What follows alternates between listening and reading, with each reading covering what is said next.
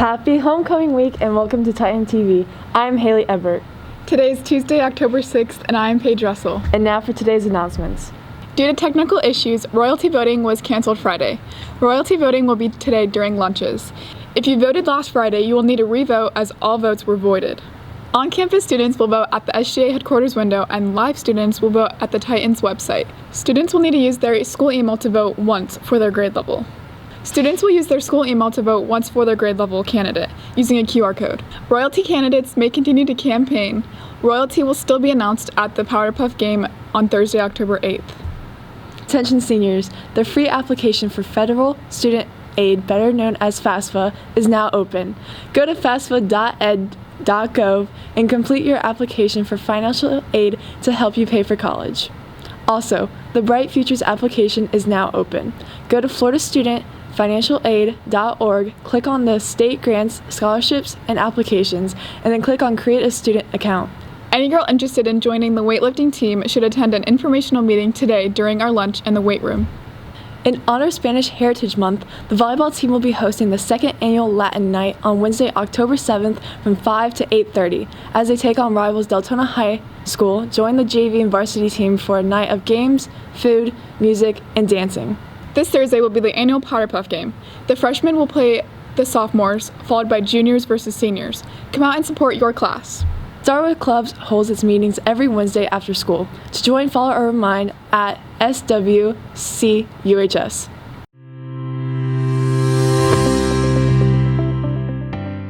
I'm Mrs. Hahn, and I'm the new athletic director here at University High School. I work with our student athletes and our coaches to develop and continue programs of excellence in athletics and competition. This will be my 12th year as an athletic director. I spent 5 years here at University High School.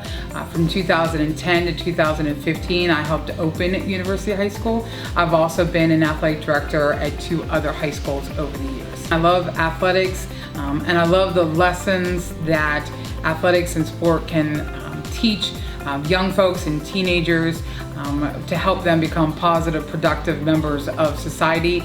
And it's a great way to learn lessons and develop kids, but also a way to have fun in the process. And I'm really passionate about developing students to be great members of society once they leave high school. Any girls interested in playing soccer this year, tryouts will be held on October 19th at 4:15. Tryouts will be held at Bennett Park on Veterans Memorial Parkway.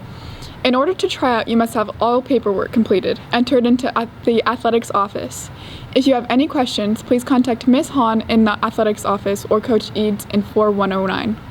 It is a foggy start to your Tuesday morning. Here's a live look at Clearmont, where locally dense fog has developed and visibility has been reduced to less than a quarter of a mile in many spots across central Florida. Right now in Clearmont, it's 76 with foggy conditions. Notice the light and variable winds really helping to keep that fog settled across the area. Visibility tracker. Visibility has been reduced to 1 mile in Ocala, 0 miles in DeLand, and even more locally dense in a couple of spots this morning. Once the fog burns off, we'll be warming to a daytime high temperature of 90 degrees with an isolated shower possible in the afternoon. But take a look at Futurecast. There's Hurricane Delta, which I'll get to in just a minute. That stationary boundary sticking around and keeping our rain chances elevated the next couple of days. And not only are those rain chances staying elevated, also the pollen count staying elevated. The grasses, ragweed, and chinnopods all running from moderate to high these next couple of days. 5.8 today, 6.8 even higher for your Wednesday, and dropping slightly on Thursday. So if you have allergies, this is going to be a concern as we deal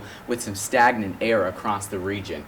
Tropical outlook. If you remember yesterday, we were tracking Tropical Depression 26, newly formed in the Central Gulf, that has now become Hurricane Delta, rapidly intensifying overnight into a Category 2 storm, winds of 110 miles per hour.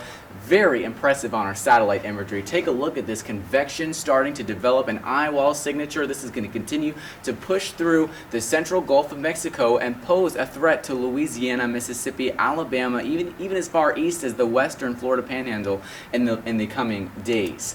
Sea surface temperatures running very high right now, 81 in parts of the central Gulf as we work our way down towards the Yucatan, 83, 84 in the central Caribbean, so an extremely favorable environment for rapid intensification indeed.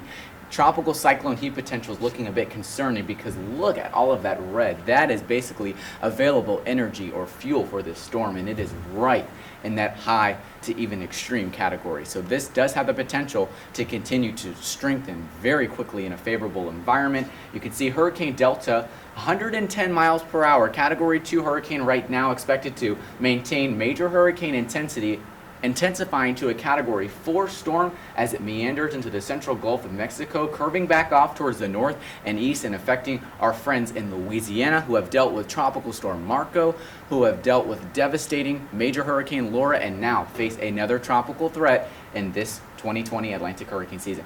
Hurricane warnings and tropical storm warnings remain in effect, but tighten 7-day forecast, scattered showers and storms all through the remainder of the week. Daytime high temperatures in the mid to upper 90s. Very typical and very seasonable. Back to you guys. That's all the news we have for you today. Thanks for watching. And remember, it's all about the you.